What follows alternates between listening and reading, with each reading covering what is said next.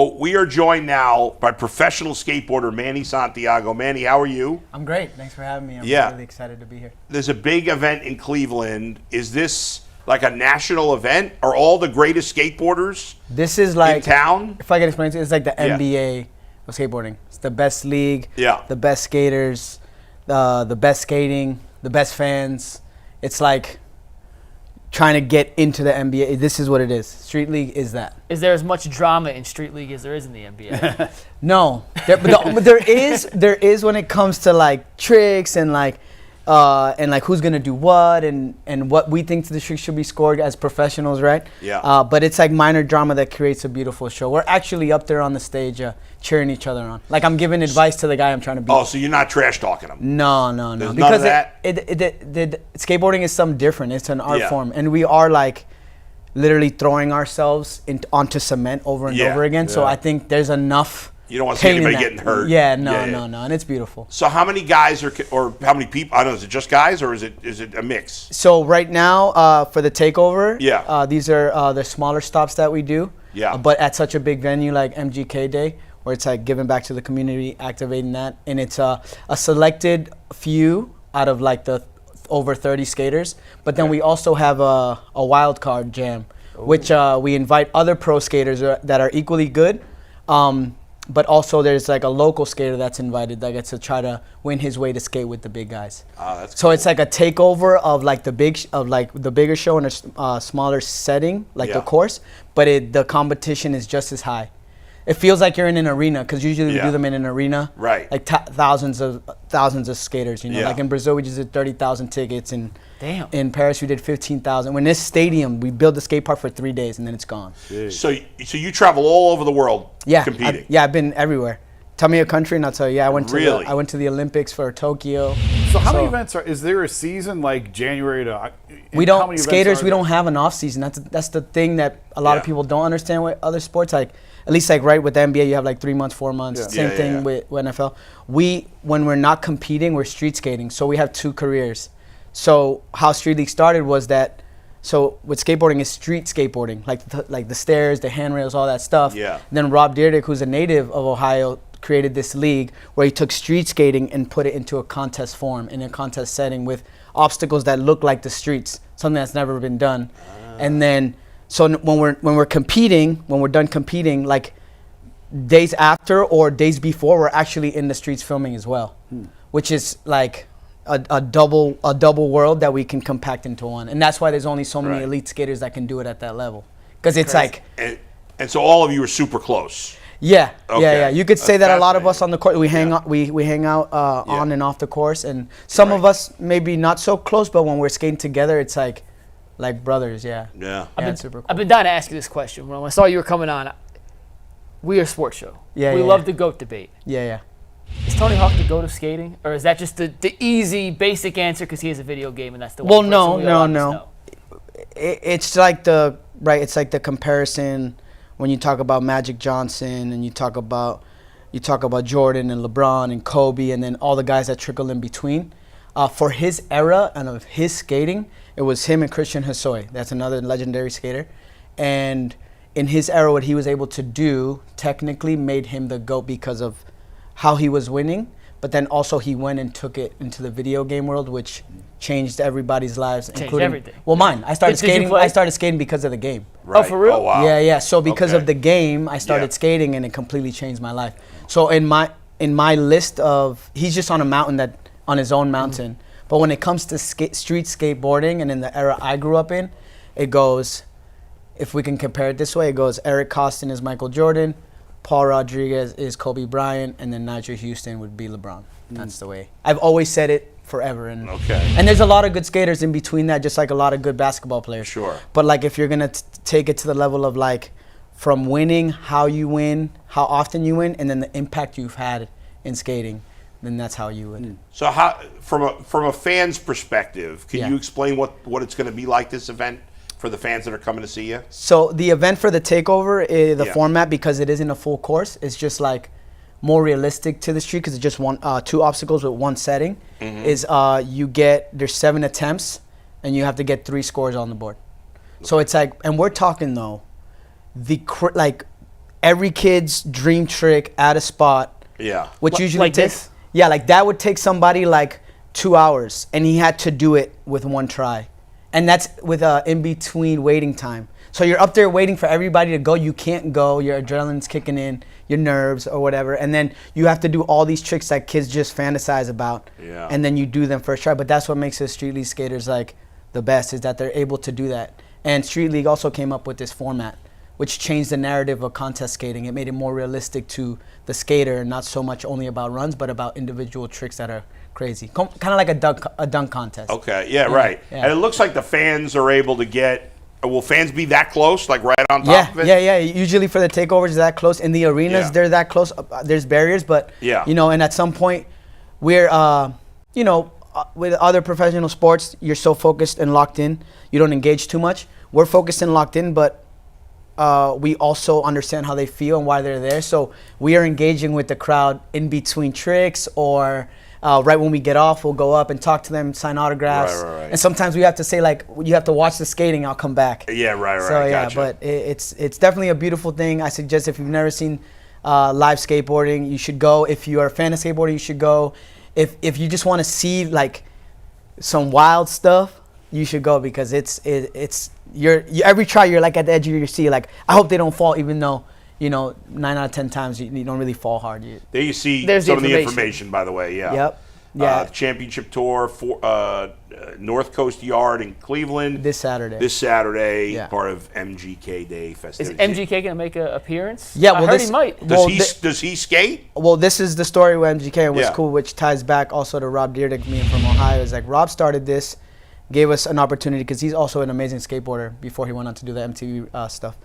And then he passed on this thing, which then MGK, he's a big supporter of the skaters. He's good friends with Ryan Sheckler and other guys on the course, and he would come to the events. I remember 2015, it was my second year part of the league. I had won my way in, and I'm like looking up at the rafters, and just MGK just walking around, He's tall. Yeah, It's hard to yeah. miss, yeah. And he's just like tall, so I'm just like, Yeah. whoa, no, it's crazy. And then Yeah. it was like cool to see that, and over the years to see him supported and Yeah. keep coming to the events and just being a part of the story of skating was cool. And then to come back around now with MGK Day and like activating like this space for the people of Cleveland, and giving them a weekend where they can just forget about stuff and just enjoy life and like just be.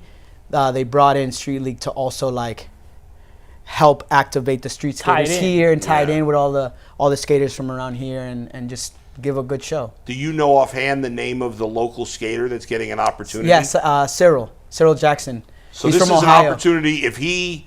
What does he have to do to get on the tour with you guys? Well, Cyril already has like a professional career. Okay. But he never made it into this league, right? Gotcha. So like, now he has an opportunity by being invited to. We're all friends, because Sure. we do skate street. Yeah. But now he got an opportunity to showcase his talent in an area he's from. Yeah. And then if he makes it in, it's just like hometown hero that's already pro. Right. Like being invited to the All-Star game. Like if you were from, Yeah. like being Right. invited. So he's being invited to the All-Star game, and he just has to show up and show out. And then So- if he gets that, he'll probably get invited more. And over time, if he does really well, he'll actually get invited to the arena stops. So there's nothing he can do specifically in this event to get in there. It's got to be an accumulation of Yeah, things. because it's the tricks. So yeah, Gotcha. he just got the wild card group that were invited. We're Yeah. talking like Ryan Sheckler. We're talking like also the biggest names. Yeah, So okay. he's got to outdo the gotta best of the outdo them. best. To Quite a challenge. Yeah, quite the challenge. But Yeah. if you believe in yourself and you Yeah. go for it, anything is possible. Just like this event this weekend. Sure. Most people wouldn't have thought it was possible. And now Street League is here for the first time, back where it's started in its roots in That's Ohio. cool. What kind of trick would he have to pull off? Well, to I know- do you I guys know his know? skate. Well, I know his skating, and Okay. the cool part is that there's no specific trick because everybody skates different. Just like everybody has a different jump shot, everybody jukes different. So the way the tricks are scored is by difficulty and then style. And Cyril does have a bag of tricks that can potentially, if he plays his cards right, get him in. He could like double backside flip the gap. He can, let's say, tray flip 50 the rail. He can 540 flip the stairs. Those are 3 tricks that I know he can do. So it's like, but it's up to him. You have one try to do the hardest trick of your life, in the moment while people are watching. Yeah. Adrenaline pumping. Yeah, We're rooting for him. He's a local guy. Yeah, and everybody, and I'm gonna be hosting. Yeah. So I'm gonna make sure that he gets all the love. Are you skating this weekend? I can. I'm recovering from a hurt ankle, but Okay. I enjoy hosting. Yeah. Almost as much as competing, and just being out there with my friends and my colleagues, just hyping them up and giving them that reassurance and love. Is this the type of sport, and because different sports vary, but some sports, it's more about the physical gifts you have versus how hard you work. Like, obviously, you got to work hard to be good at any sport, but in some sports, there's I couldn't, no matter how much I practice, I was never playing in the NBA. So, like, is skating, is this a sport where it doesn't necessarily matter your body type? I mean, you can't be, I'm sure, fat, but like me, but I call myself. I say you're big bone. That wouldn't. All right, thank you. I appreciate that. But like, is it a sport where if you were as a kid and you're working your ass off, you can possibly get there, no matter what your background is or what physical tools you have? So I'll give you a recap of like what my career was. Okay. I started late. I started around 15 years old skateboarding. That's late? Yeah, it's late. Kids now, now Kids we're are out there, talking. I started skating 25 years ago. Yeah. So like now kids are starting at like 3, 4. Out the Actually, womb. I think I saw a video of a 12-year-old winning a competition recently, 13. Yeah, it's insane. But it doesn't matter age. Yeah. It doesn't matter physical ability. All that matters is really the hard work and self-belief. More self-belief than hard work. Because tricks you can learn over time, but you can't teach mentality. Right. So it's like if you have that mentality that you can push through it, do it, and not give yourself a time frame and just go for it. Yeah. In skateboarding, you can do it, and that's why it's a beautiful thing. It's attainable, Right. Like right, it really is attainable. You just have to really sacrifice. That's the one thing. It's like mental edge and sacrifice. And then if you work hard at it long enough, like, I'm about to be 40 next month, and I'm still competing at the highest level with the best guys in the world. Are there guys older than you that are? I'm currently the You're oldest. the oldest. Yes, Okay. I'm paving the way for the new old generation. You were talking earlier about everybody's got a different jump shot, everybody's got a different dunk. So this is All-Star Weekend. Is there such a thing as the hardest trick to pull off, and what is it? A long time ago, I would have told you that, but due to Street League, the level of skateboarding has gotten pushed every year to a point that I can no longer say that's the craziest trick I've done, or that's the craziest trick I've seen. What did it used to be? It would just be like a very technical flip trick onto a rail or a hubba, and then there was that, depending on the obstacle.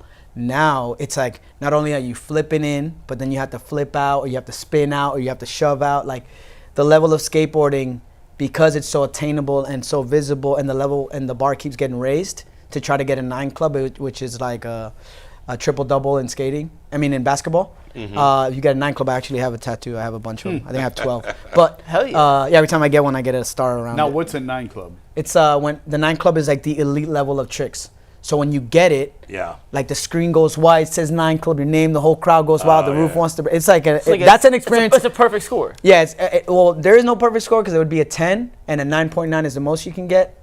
But once you get a 9 already, though, the crowd celebrates with you because they know that you got your triple double, right? So there is no, I can't tell you anymore. There's no best trick. I don't think there will ever be a best trick. Are all the 9 clubs you've gotten off the same trick that you've done a bunch of times, or is it 9 different tricks that have? I wish it was 12 different tricks, but some of them are repeated tricks on different obstacles. Yeah. How many judges are there? There's 5 judges. Okay, and do they travel around the country too? Or? Yeah, and they're skaters. Interesting.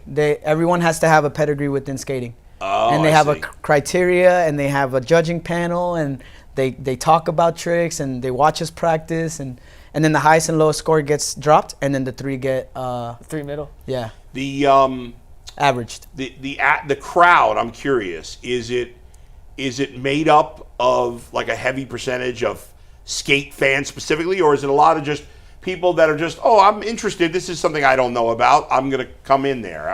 It could be like 60-40 because you got to think, right? So a kid wants to go, his friend wants to go, then the parents want to go, right? Then their neighbors find out they're going, and they might have used to skate, but they don't really watch it anymore, right? And then some people just like to see extreme sports. So it's heavily like SLS fans, but then new fans trickle in. Like we did Santa Monica. Look, this thing filled up to the point where the boardwalk was like that was light. It got even worse than that. I was in the middle of that yelling the whole time. Come on, let's see these tricks. Were you emceeing or were you? Yeah, I was emceeing because I just hurt my foot right That before was- that event. Yeah. I've been to that pier. It's a cool Yeah, place. It's a it was cool place. beautiful. Yeah.